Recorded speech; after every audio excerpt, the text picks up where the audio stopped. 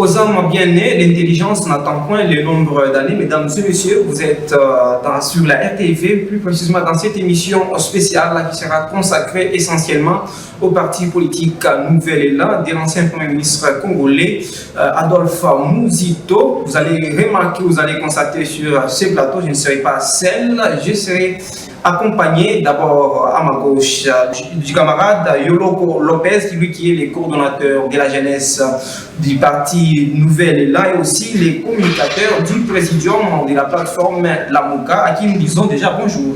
Bonjour, chers journalistes. C'est un plaisir pour moi, pour une première, d'être sur un plateau de télévision katangnaise, congolaise en général, bien évidemment.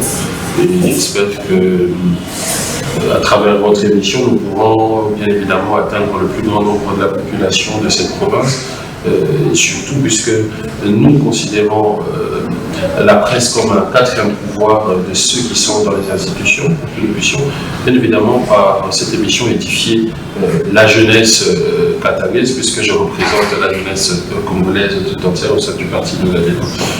Je vous remercie. En tout cas, vous allez constater, mesdames et messieurs, les mois de mars obligent les mois dédiés à la femme. Nous sommes aussi accompagnés de Madame Jeannette Tshisaou, elle qui est tout simplement la porte-parole du Nouvel Élan dans les Hauts-Katanga, à qui nous disons bonjour. Bonjour. Salut aussi tous nos téléspectateurs et tous ceux-là qui sont de tous les membres actifs de Nouvel Élan. Nous leur disons tous bonjour. Concret. Mesdames et messieurs, nous sommes dans cette émission spéciale qui sera consacrée essentiellement au parti politique Nouvel Élan. D'entrée de jeu, nous allons d'abord parler, les coordonnateurs nationaux de la jeunesse, doit d'abord nous dire la quintessence de leur présence ici dans le Grand Katanga. Merci beaucoup. Vous savez que le parti Nouvel Élan est un parti qui existe à la suite des élections de 2018.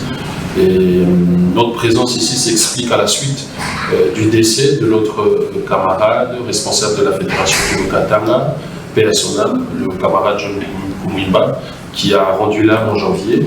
Et il fallait pour nous faire le deuil qui est bien évidemment passé. Voilà pourquoi nous revenons dans la province du Haut-Katanga pour l'installation du nouveau bureau de la Fédération katangnaise, mais surtout la reprise des activités politiques de notre parti politique Nouvel Élan dans la province. C'est ce qui explique notre présence actuelle. La reprise des activités du parti Nouvel Élan dans la province du Grand Katanga. Est-ce que vous allez d'abord nous parler en quelques mots comment est-ce que le parti SID a été créé? Dans quelles circonstances? Le parti du Nouvel Élan. Nouvel Élan, voilà. Vous savez, Adolphe Muzito, qui est un socialiste, de par ce vouloir de changer les choses en RDC, parce que vous êtes sans ignorer qu'ici, notre pays, la République démocratique du Congo, souffre d'une crise multidimensionnelle. Le Nouvel Élan, dans sa vision qui repose sur le socialisme, nous sommes un parti implanté sur toute l'étendue du territoire national pour influencer et aussi pour permettre à la population congolaise, partout où elle se trouve, de comprendre ce qu'est l'appareil étatique et quelle est l'implication, encore le rôle que la population est appelée à jouer, elle, comme corps social, en ce qui concerne l'avenir ou encore la politique de notre pays. Alors voilà, je vais revenir à vous tout à l'heure. On ne peut pas monopoliser la parole puisqu'il s'agit du mois de mars, c'est mois dédié à la femme. Madame Jeannette Tshisaou doit aussi s'exprimer, doit donner aussi son leitmotiv. Madame Jeannette, vous êtes la porte-parole du parti Nouvel Élan ici dans les Hauts-Katanga. Quelle est votre perspective ou les programmes que vous avez pour ces grands partis politiques? Merci beaucoup pour m'avoir accordé la parole. Le parti politique Nouvel Élan a un programme vraiment surchargé. Nous voulons vraiment faire une certaine nous voulons faire la propagande du parti parce que c'est un parti politique qui, comme on peut appeler, un nouveau-né. Demain déjà, on a une manifestation au siège du Nouvel Élan.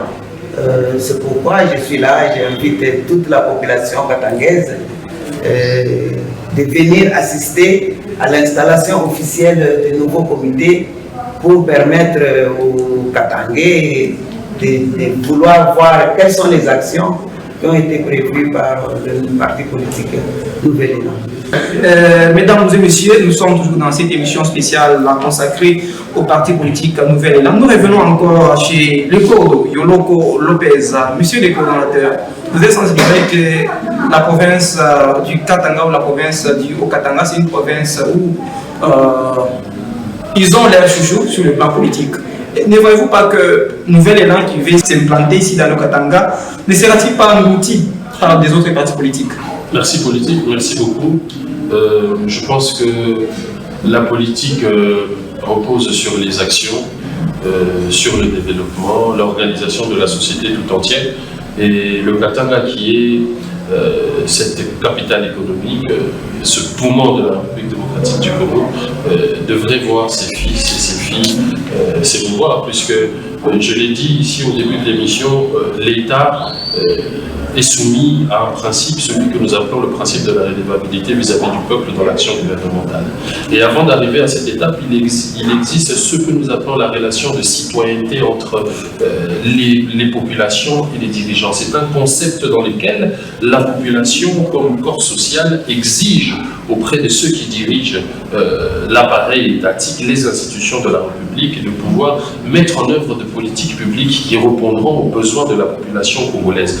Et ces besoins, nous pouvons les identifier puisque nous sommes congolais. C'est notamment avoir accès à des routes, c'est notamment le social sur le plan de la santé, sur le plan de l'éducation. Et aujourd'hui, nous savons qu'Adolphe Muzito, lors de son parcours au niveau de la primature, le bilan est plus qu'élogieux, puisque avant lui ni après lui, aucun des premiers ministres n'a pu centrer l'action de son gouvernement sur le peuple, puisque son gouvernement a été basé sur l'augmentation des salaires qui caractérise l'amélioration des conditions de vie des Congolais, l'amélioration de l'enseignement à travers l'augmentation des salaires des professeurs d'université, et surtout puisque ce qui constitue notre combat, qui est celui de l'instauration d'un état des droits réels, qui passe par l'indépendance de la justice. Et l'indépendance de la justice, c'est lorsque les magistrats, l'appareil judiciaire congolais a les moyens nécessaires qui permettront l'exercice de son indépendance, puisque nous, Nouvel Élan, qui disons que c'est l'économie qui régit la politique, et une justice sans moyens de subsistance, c'est une justice qui souffre elle-même d'injustice. Donc nous avons pour mission, nous partis politiques, d'apprendre cela aux populations locales de partout qu'elles se trouvent, pour que celles-ci jouent sa partition dans ce combat qui est celui de la reconquête de notre souveraineté, qui est aussi un combat que nous portons au sein du Nouvel Élan et de la coalition Lamuka, qui passe par le fait qu'en RDC, nous devons avoir des dirigeants qui sont réellement une émanation du peuple, puisque les crises multidimensionnelles qui se vivent actuellement en RDC ne sont autres que la résultante des mauvaises élections, du fait que ceux-là, les animateurs qui occupent des postes au sein des institutions, ne sont pas une émanation du peuple. Et de ce fait, il faudrait, pour la population congolaise dans son ensemble, s'identifier à travers les dirigeants. Ceci est un combat qui devra sans doute se jouer dans le temps, et puisque chaque parti politique a pour mission d'édifier, d'informer et déformer les populations, voilà pourquoi, par l'occasion de cette rentrée politique dans la province du Katanga, ici dans la ville de Lubumbashi, nous appelons les jeunes, puisque nous représentons, nous jeunes, 60% de la population congolaise, à se mobiliser massivement pour prendre part à cette activité politique et écouter ce message qui sera transmis, puisque il s'agit là de l'avenir de la population congolaise, de la jeunesse congolaise qui est bradée par les autorités du pays, qui ne sont autres qu'un pouvoir affairiste, qui n'émane pas ou qui ne reflète pas la volonté du peuple.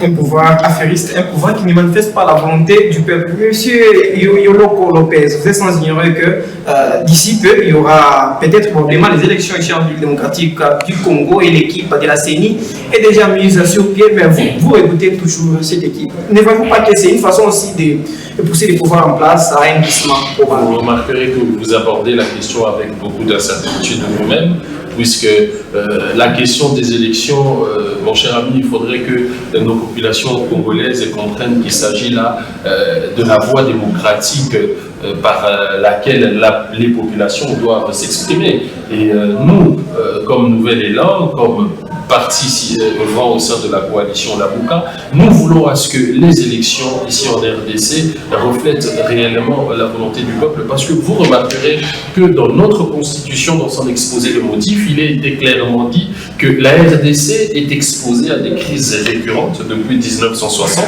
des crises qui sont liées à la contestation de la légitimité des animateurs. Et le fait que nous ayons des animateurs des institutions qui ne reflètent pas ou qui ne viennent pas du peuple, le principe de redevabilité ne trouvera pas son compte, et de ce fait, le pays ne pourra se développer économiquement, puisque nous considérons que c'est l'économie qui régit la politique. Si la RDC a une économie forte, nous pensons que nous pourrons être à ce moment-là l'État fort, et que nous serons en mesure de répondre à plusieurs difficultés, notamment les difficultés liées à la sécurité, à la paix sociale, aux inégalités sociales et tant d'autres. Donc nous avons pour mission influencer les populations de partout au monde pour que nous exigions, nous comme peuple corps social, des élections libres, crédibles et transparentes. D'autant plus que nous devons le savoir ici, que le plan de décaissement budgétaire lié au financement du processus électoral n'est jusque-là pas respecté, ce qui met à mal l'organisation des élections crédibles, puisque nous voulons que les élections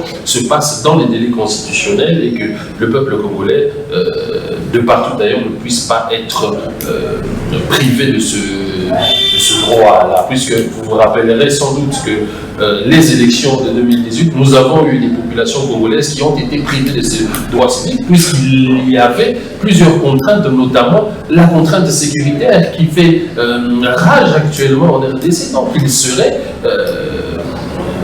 pour l'État congolais plus judicieux d'organiser, comme nous l'avons dit aussi de la Lamouka, un cadre de concertation pour que nous puissions lever des options qui permettront à l'État de mobiliser plus de moyens pour mettre fin à la guerre, puisque la guerre c'est des moyens, et permettre aux populations congolaises lors des prochaines élections, dans le délai constitutionnel, de se choisir librement ses dirigeants. Donc selon vous, on peut aller aux élections, les citoyens congolais peuvent aller aux élections avec ou sans l'équipe à Kadima?